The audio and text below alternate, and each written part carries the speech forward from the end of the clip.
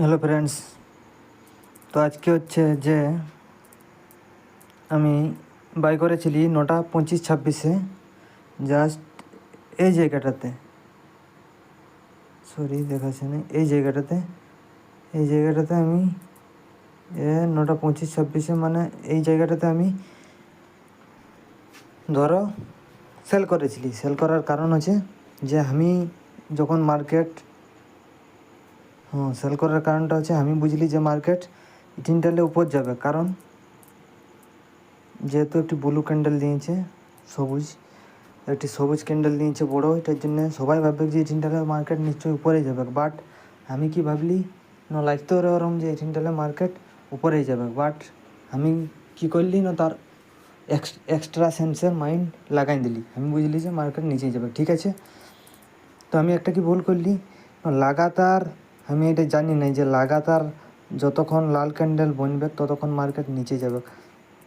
আমি এই জায়গাগুলাই ডরাই গেলি, এই জায়গাগুলাই আমি দেখলি নাই যে লাল ক্যান্ডেল বনছে বলে। তো যাই হোক, এখন আমি বুঝে গেছি যে যতক্ষণ পর্যন্ত লাল ক্যান্ডেল বনছে ততক্ষণ পর্যন্ত মার্কেট নিচেই যাবে। সেটা তুমি 1 মিনিটের চার্টও আর 5 মিনিটের চার্টও দেখতে পারো যে কতক্ষণ পর্যন্ত লাল ক্যান্ডেল বনছে ততক্ষণ মার্কেট নিচে যাবে। আচ্ছা, ঠিক আছে। তারপরে যখনই একটি ব্লু ক্যান্ডেল দিবে তখনই বুঝবে যে মার্কেট এখান থেকে রিভার্স করবে, ঠিক আছে, তখনই এক্সিট করে দেবে। বাট আমি এটা জানতি নাই। তো এখানটা আমাকে এক্সিট করা ছিল। তারপরেও আমি কি একটা ভুল করলি না,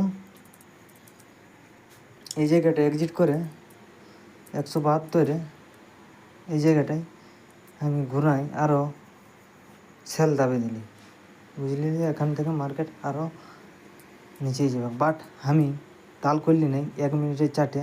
যদি আমি 1 মিনিটের চার্টে দেখি তো দেখছি যে লালটাই কাটছে ব্লুটাকে, মানে মার্কেট উপর যাবে। দেখো,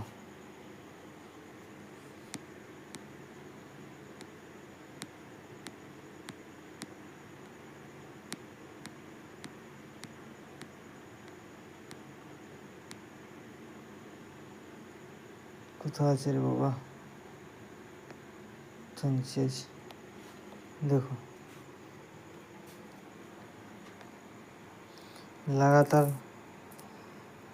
লাগাতার ধারাধর লাল ক্যান্ডেল নিচে নামছে।